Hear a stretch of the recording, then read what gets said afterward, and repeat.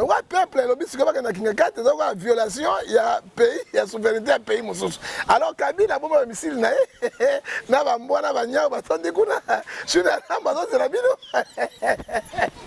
Na ba mosakisa na motuna na yo.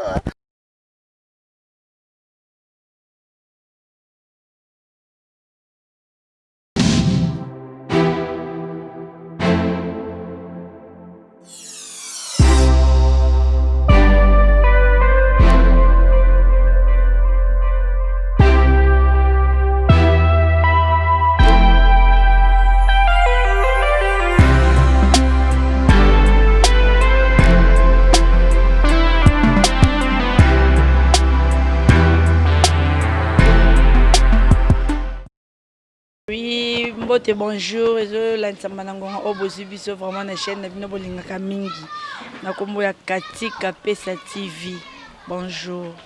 Ezali émission na bino tuki ndenge kala mesana ko bino na la présentatrice na bino ya mukona mukolo Irene Laing. Vraiment merci na bike boza ebele pona kolanda biso lisusu na émission na bino oyo bolela makasi. Lelo to yambeli bino be mutu moko ya munene lisusu netika na mesana ko ebisa bino tuki lelo eza na page ya ko invité na biso ya lelo aza mutu munene o déjà to yamba epe boyebi epe kala mingi pete bokomone kasi nanu to ke ko remercier batu o bazo sala biso peto jala mingi la patrona la patrona Katika Pesa pourquoi pas les sommets des sommets papa na bana les papa des papas.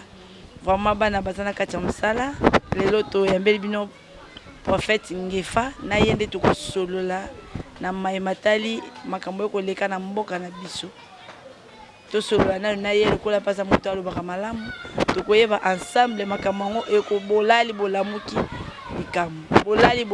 likambo vraiment to développer on a mingi na prophète bonjour maman Nzambe a pambola yo na boye malamu parce que olobiele ko moko awa ebandeli to lamuki likamususu to zongeli pe likamususu alors to ebe so to kende te mais to banana Nzambe tata to pesa émission maboko na yo to tiki chaîne yo na maboko na yo kende liboso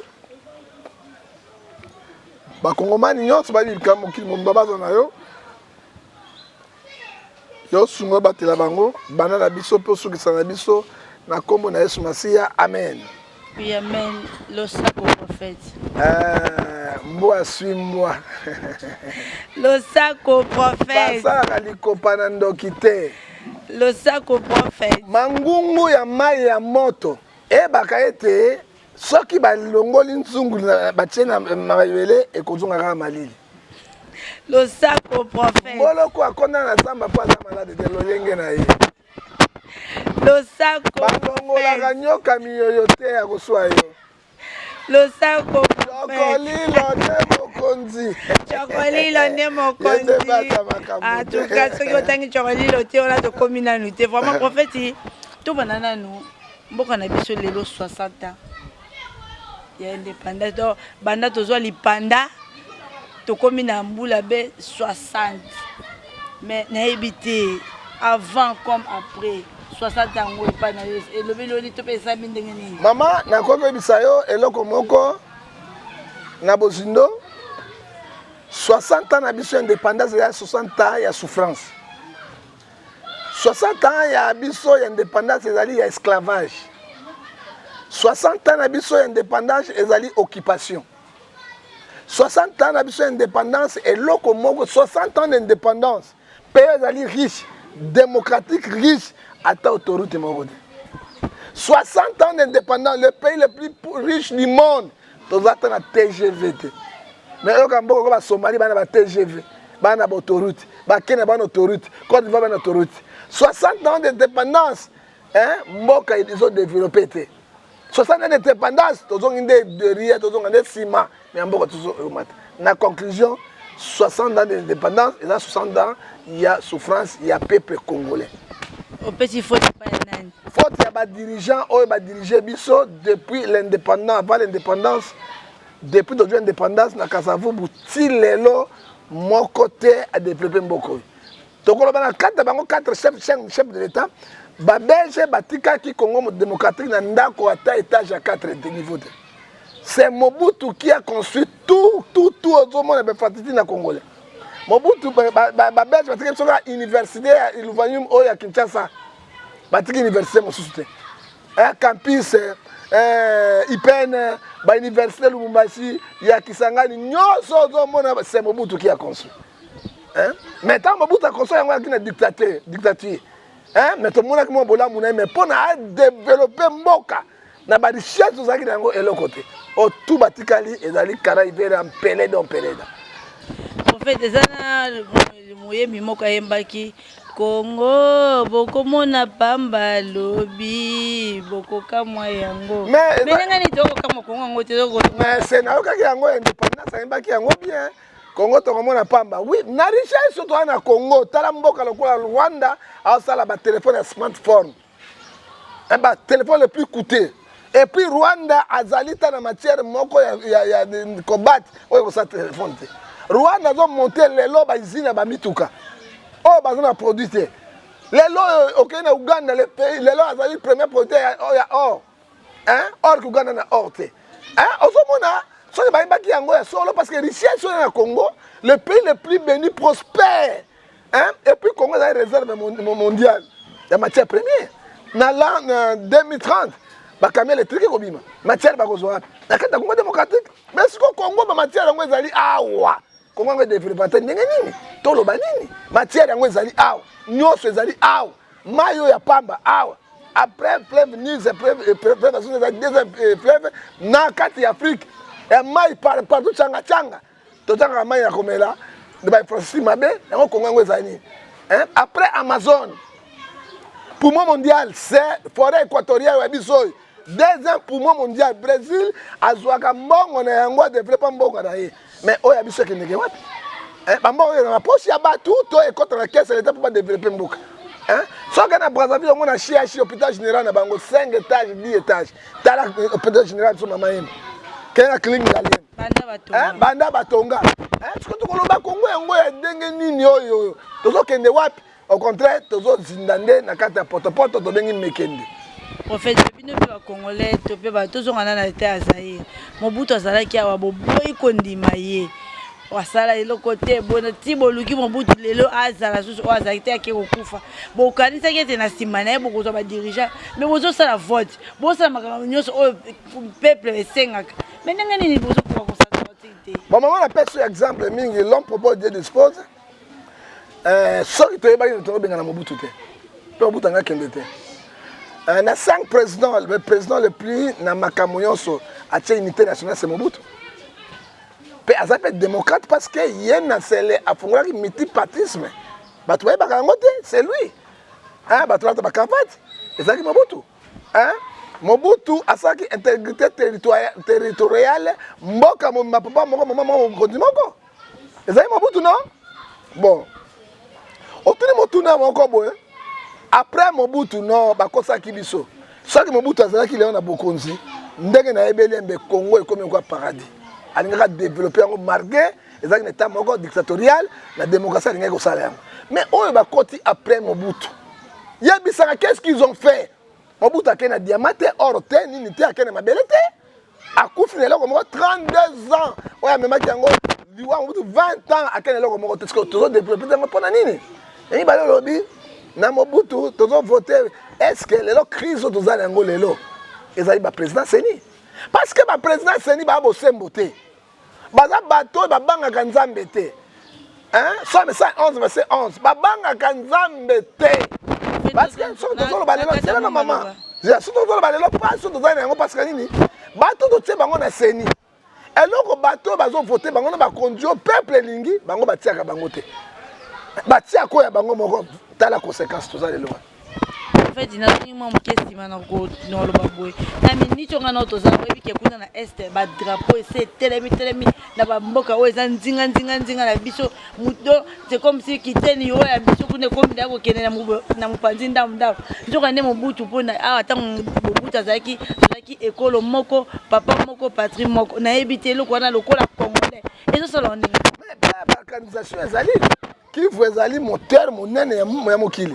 o Kagame nga zwango sous complicité ba oni na mindele pour ba financer bango ba biloko wana hein richesse na Kivu hein na est zali côté côté hein lelo moni Mobutu na pouvoir peut drapeau no pepa lelo baka kuna est mais kuna na esika joa zali na mboka ngo province ngo comme na ngoni Tanganyika lelo de mboka na biso mibale localité de drapeau so pepa ya Zambie esima bele na bango est-ce que combien de fois Kayembe kende kala na bangola boye bakango Kayemba balobaka yango te Kayembe comme territoire bangolais banda kala eloba makate hein or que na kata Kayemba moi mai mukebwe ngambo ya Angola ngambo ya Kayemba bato angolais bazoleka boye hein awa bino mosotala bango Kayemba c'est comme territoire bangolais kala est-ce que balobelaka yango hein le pays est mal dirigé parce que ni bato bayana babotine esika bayato yeba bangote bayele loyo ko panza mboka parce que baki ba infiltré na ba infiltré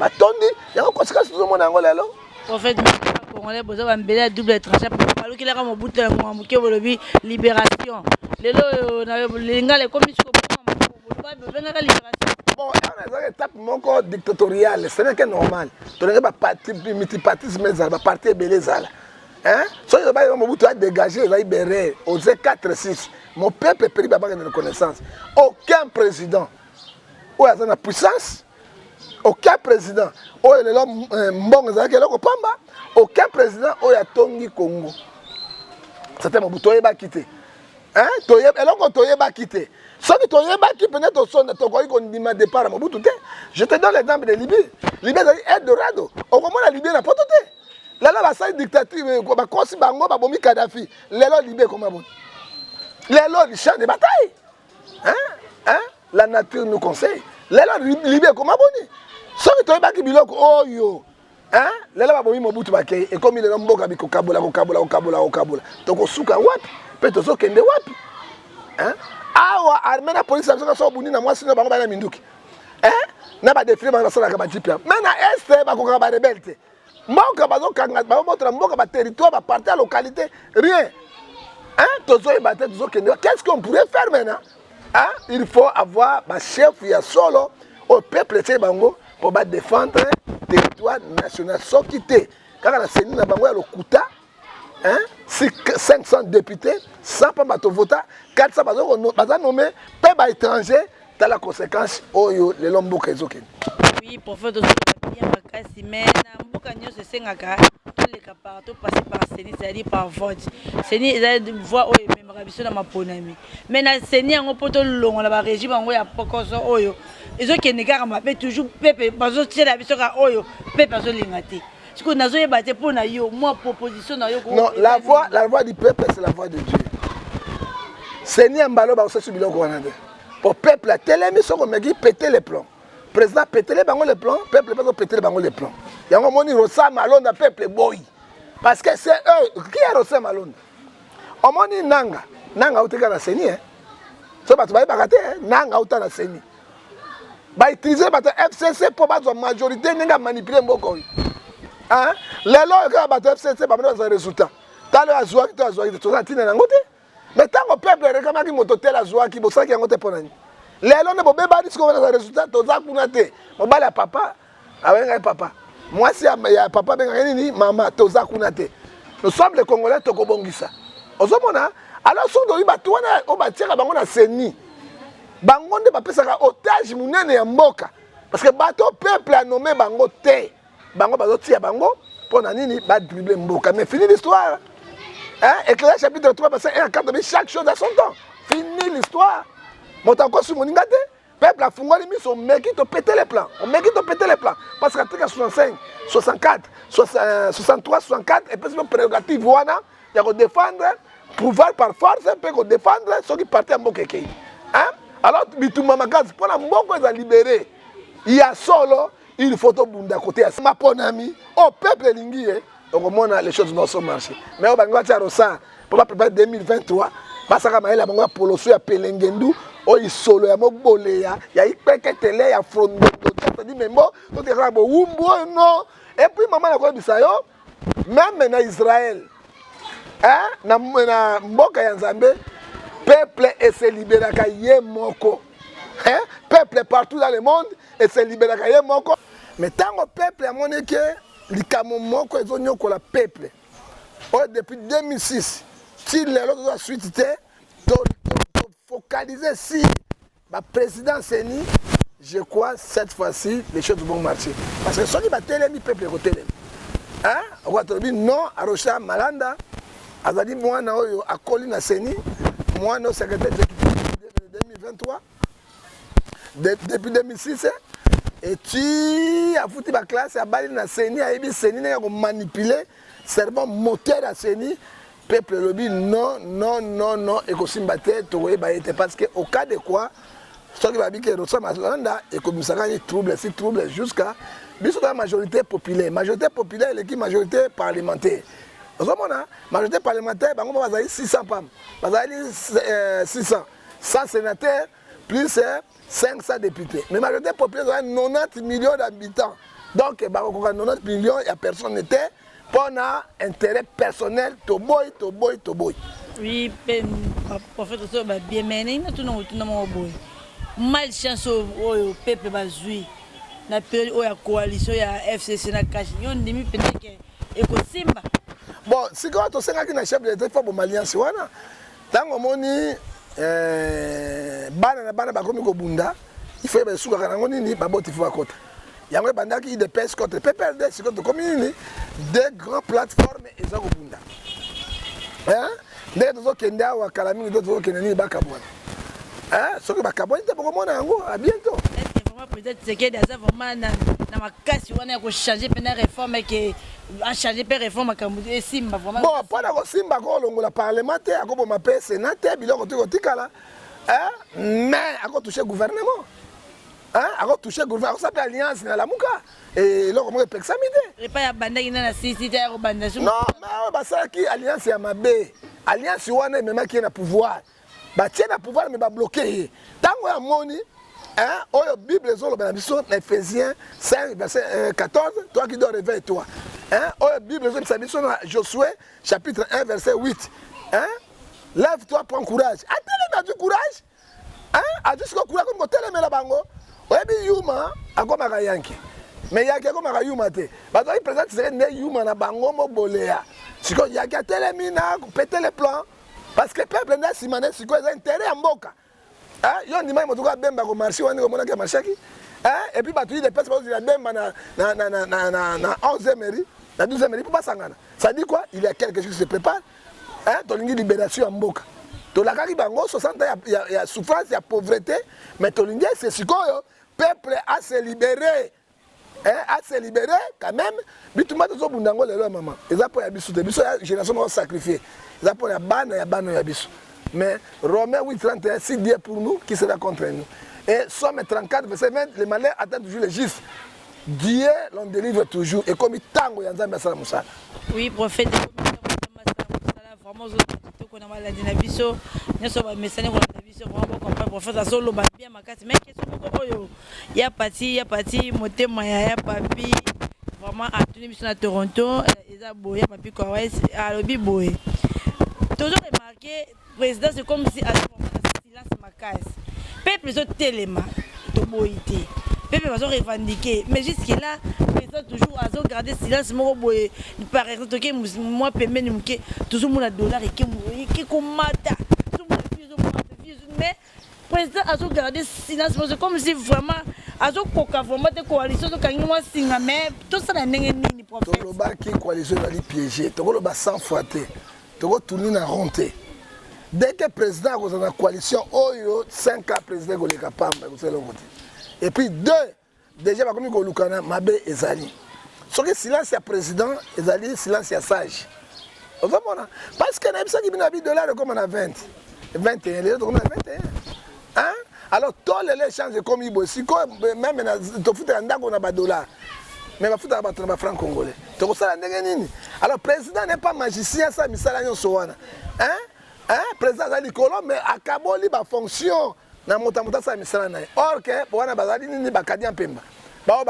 Côté FCC, Kadian Pemba, il a bloqué même l'économie parce que l'homme a malam ça le matin, parce que l'échec est le président. Tout le monde Vital Kamerhe, le directeur cabinet président, qu'est-ce qu'il a fait? Mais moto a le pouvoir. Il par contre, il a bloqué et bien un million qui. Alors, Mbongo est stable, ce qui va réserve monétaire ezali. Et réserve monétaire va toucher à Kayangote. Va toucher à Kayangote, c'est ma économie. Ah, réserve monétaire, c'est si Mbongo nyonso. Donc, Congo azali à la réserve monétaire, tout ça tant de $10.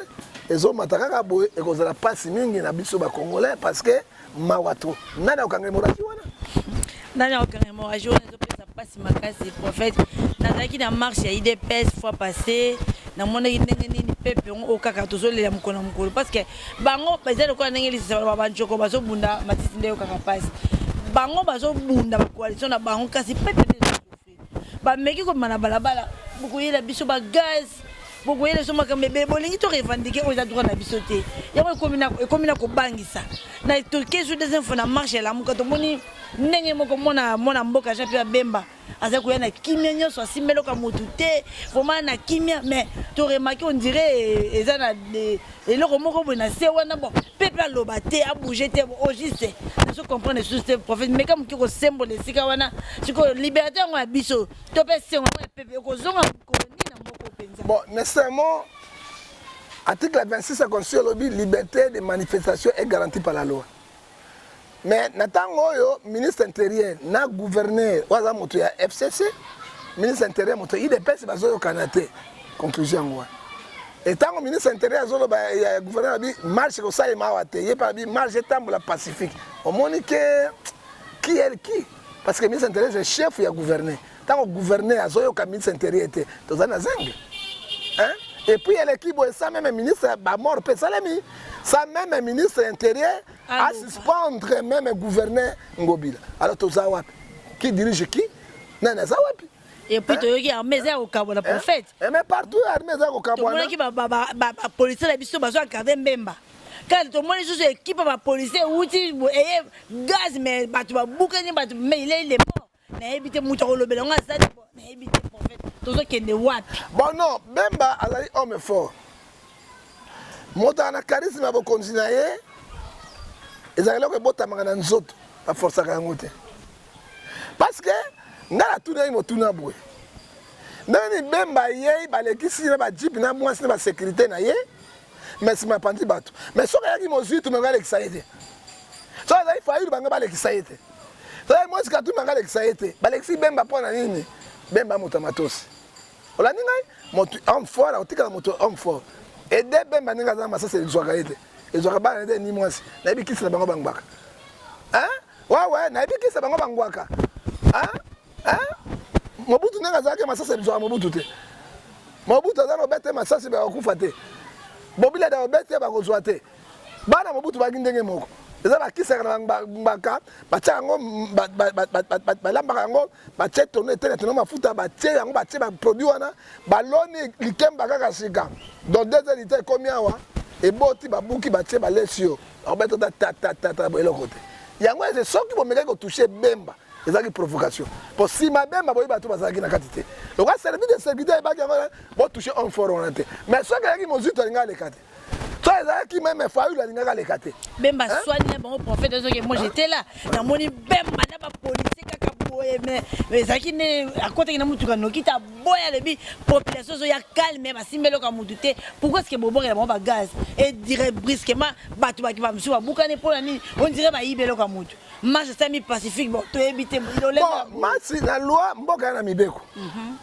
Parce que moto azali ko autoriser marche na kata ville des gouverneurs. Na Covid-19 gouverneur boya qui marche étamboul.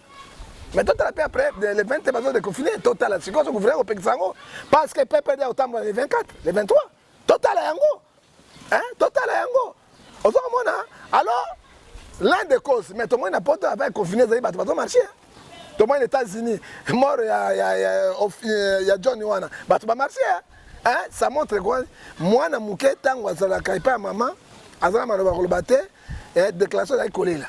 So elle dit maman bike moi a subi a posa di belle azali boy. Sikoyo soki peuple et boy du Cambo ba ye ba ngoni na droit de marche. Mais batika ko boma matière pacifique. Batika ba gaz, batika Tshisekedi azala ki na opposition, avec accusé Kabila qui a zoboma bato ba manifestation tout cela.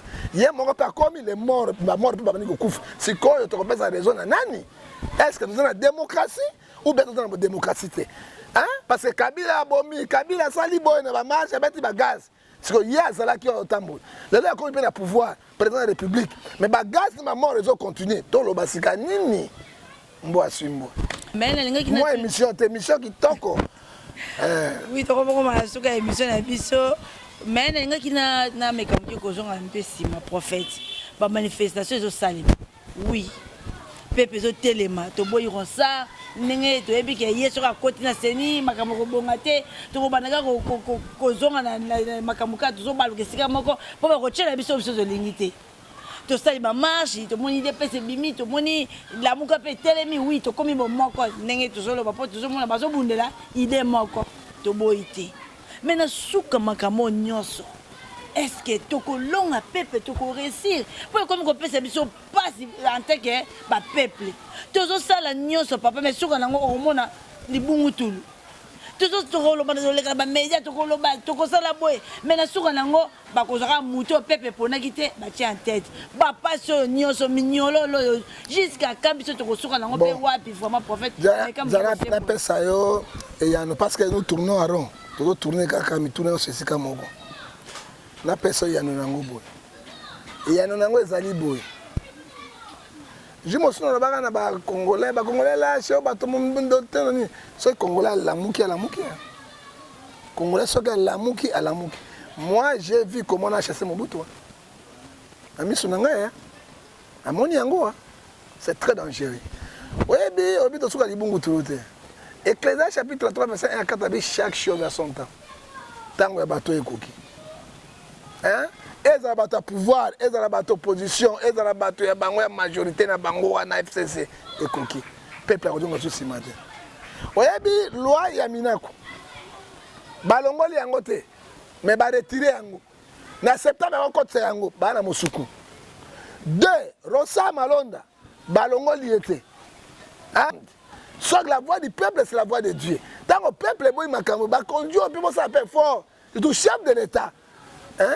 Ba ministre ba tadi makambo o etadi ba intérieur ba porte-parole bolo ba yango parce que tango nini ba congolais ba kotika kokufa parce que kotia maklona na seni et kotambola te pour peuple kondimate o yambale ko za la muka idps peuple to sangana to kotsana kati et ko bimisa makambo mosusu mais maman je vous promets à dire ba congolais ba kenango lelo yo on aura une suite favorable parce que trop c'est trop.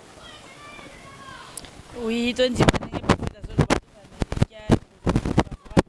normalement biso pepe tozana problème te biso tokenda na maponami tofotaka kasi makambo yaka nde kokóma na badirigeant na biso oyo badirigeaka biso na mboka mpo batielaka biso kaka oyo toponaka te kasi toespere mpe totelema nga tozotelema ete na 2023 tosala tokokisa nanu bango mpe bakokisa na biso oyo biso tokolinga prophète toshite mwa mokie lisusu na se oui prophète toshite mokie me natunomo question oyo elinga na motu babaki marche ya tour oyo vraiment c'est de l'autre côté. Donc, quand on a un pays à Kabila. République démocratique du Congo, capitale c'est Kinshasa. République c'est la capitale Kingakati. C'est quoi yo? Dans des armées, dans des gouvernements. Au moins, ils allaient siège il y a une institution. Le peuple, le bis comme na Kingakati, donc violation, il y a pays, il y a souveraineté à pays moussous. Alors Kabila bombe missile na na bambo na banya batandi kuna. Je na namba c'est la bino. Na ba mo sekisa na motuna yo. O sekisa kuna donc violation na zonga missous peuple yo kangai. Parce que awa dans la République démocratique du Congo, hein? Président ezali Tshisekedi Tshilombo. Hein? Alors, l'institution est awa dans la région Yonsu. République de c'est la capitale Kingakati, chef de la Kabila. Na ba FCC na ye. Osaka. Kabila asa mina ba côté wala yo sa misili.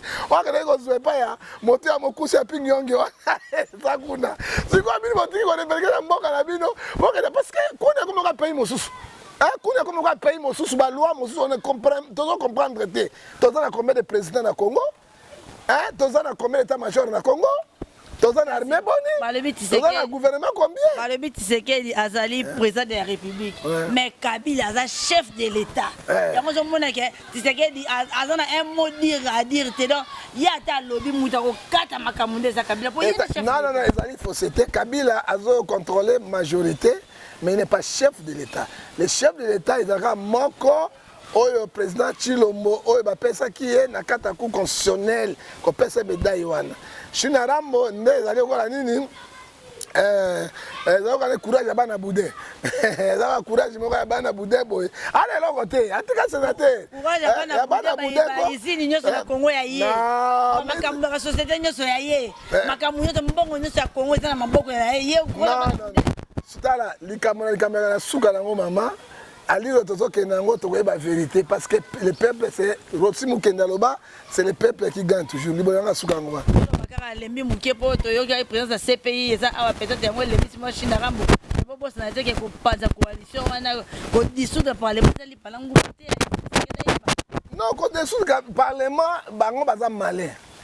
Hein? Pour na ba dissoudre parlement, il faut crise ezala entre parlement na gouvernement.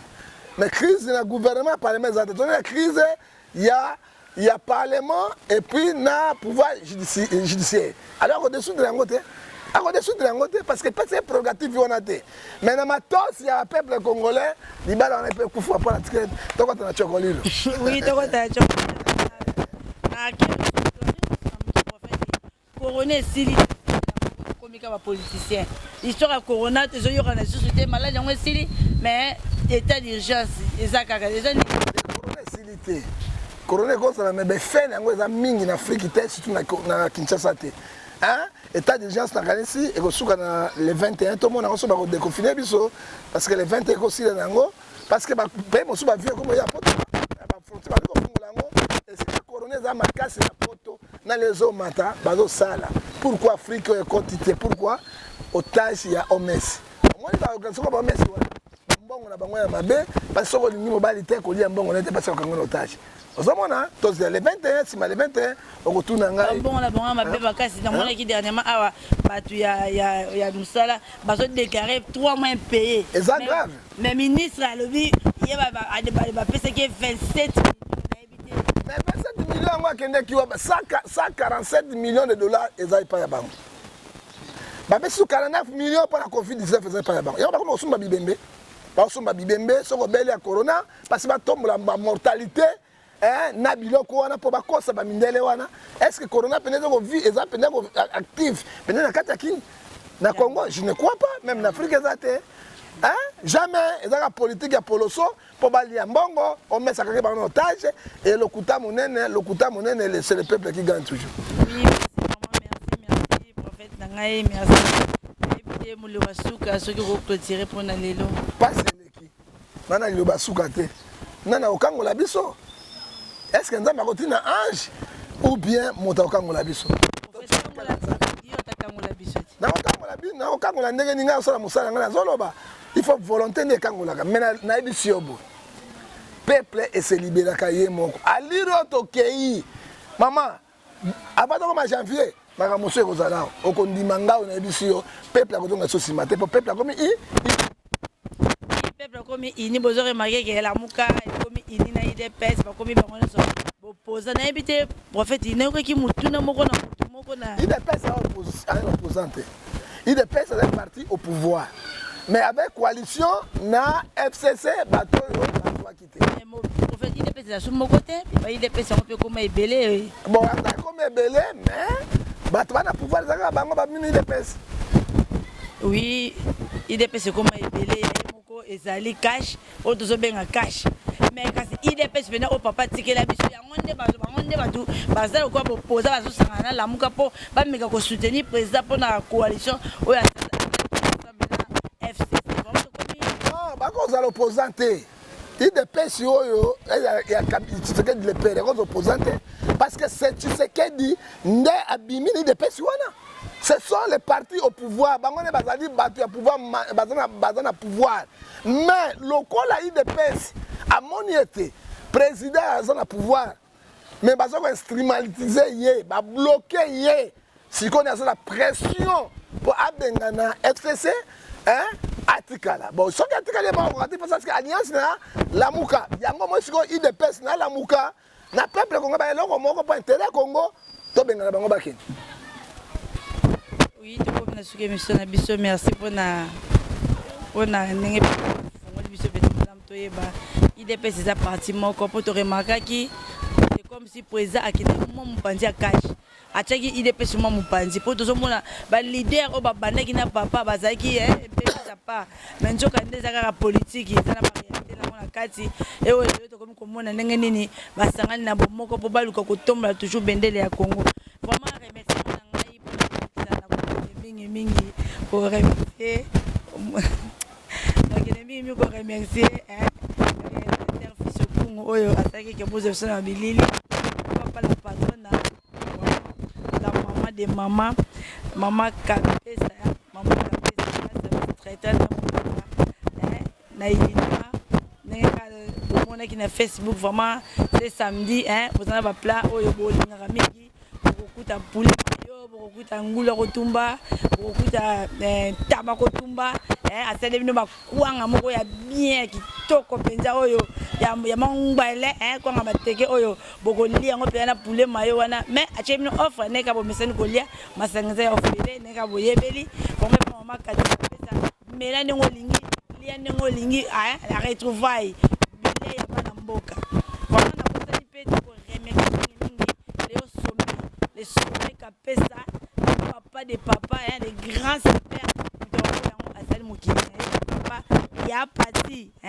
ya parti ndilu moi c'est tema ya papi correct à Toronto mon frère propre vraiment mère mais c'est ma mingi pe na kenda igwe chingani vraiment merci na yo au boss na rabiso tango nyonso te oza toujours droit pour na ba conseil pour na ba critique vraiment to sengela kanango merci vraiment na ba oyo nyonso ba mezaki belé pour na kolanda biso neka na fsala na bino ke abonnez-vous massivement pour vous aider sur la chaîne na bino na ba o ba koma ya biso vraiment merci na ba o na koma ya biso te ngongo yango bo s'abonner pour vous aider to ko awa to monani na émission prochaine ciao.